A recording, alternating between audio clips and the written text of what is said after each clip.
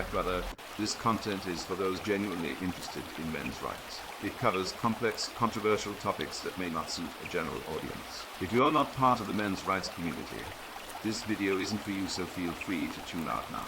I'm Conrad Riker, a writer and advocate for fairness, dignity, and respect for men. This movement isn't about division, but addressing systemic injustices in divorce, family law, and societal expectations. Inspired by hard-working men unfairly stripped of their rights, I write for balance and justice. Together we can change the narrative. Please like and subscribe if you appreciate this video, as it will help get the word out to those who need it. Thank you. Please relax and enjoy. This is an excerpt from The Cultural War on Men, a survival guide. The Cultural War on Men, a survival guide, is an ebook available in all good stores. As a man living in today's society, I've witnessed firsthand the relentless assault on masculinity and traditional male values. It's an orchestrated attack designed to undermine and weaken men, leaving us feeling lost and confused about our roles and purpose. I've seen friends and colleagues struggle with their identities, their relationships, and their place in the world, all because of this cultural war on men. I wrote The Cultural War on Men, a survival guide, because I believe that every man deserves to live with dignity and respect, without being constantly vilified for his masculine traits. This book is for men who are tired of being pushed around, who are ready to stand up and fight for their rightful place in society. It's for men who want to understand the forces working against them and learn how to navigate this hostile landscape. In this book, I delve deep into the issues that affect men today, from the war on boys and the expectations placed on men in the 21st century, to the instinctual drive of hypergamy and the subtle manipulation tactics used by women. I explore the implications of losing male-only spaces, the truth behind the gender pay gap, and the strategies used by women to gain male attention and control.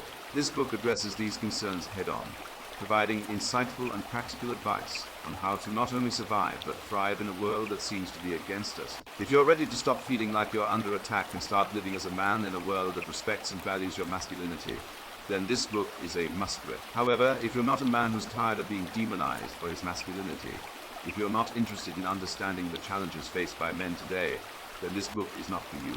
I encourage you to put this book down and find something else that you enjoy.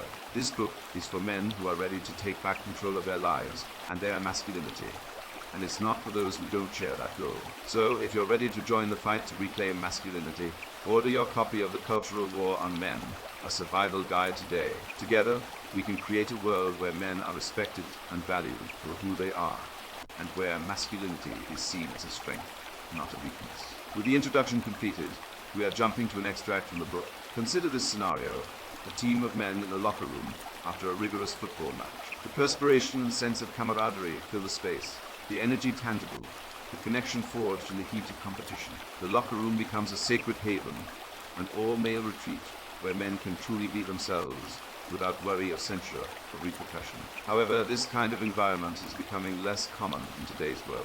The emasculation effect, as I like to call it, is the result of losing male spaces, the places where men could once be men. This isn't about toxic masculinity or male privilege, but about the necessity for spaces where men can express themselves without fear of judgment or backlash.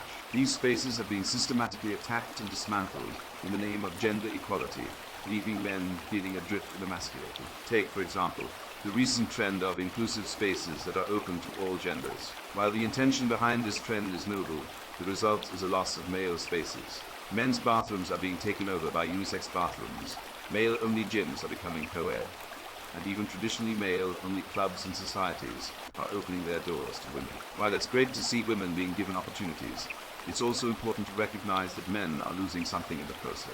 This loss of male spaces isn't just about physical locations, but about the loss of male camaraderie. In these spaces, men can bond over shared experiences and support each other through tough times.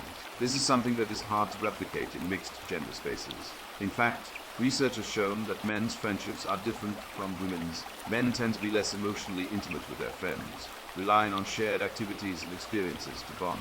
Without these male-only spaces, this bonding is becoming increasingly difficult. It's important to note that this isn't about excluding women, but about preserving something that is unique to men. Just as women have their own spaces and ways of bonding, so too do men. By understanding and respecting these differences, we can create a world where everyone has the space to be themselves. Ending this discussion, the loss of male spaces significantly influences male identity and relationships. This results in sensations of masculine deprivation and a decrease in male camaraderie. It's essential to acknowledge the importance of these spaces and guarantee their preservation, not to keep women out, but to support men in their distinct methods of bonding and assisting each other. Thank you for listening. Thank you for your interest in the Cultural War on Men, a survival guide available in all good bookstores. Please like and subscribe. Thank you and God bless.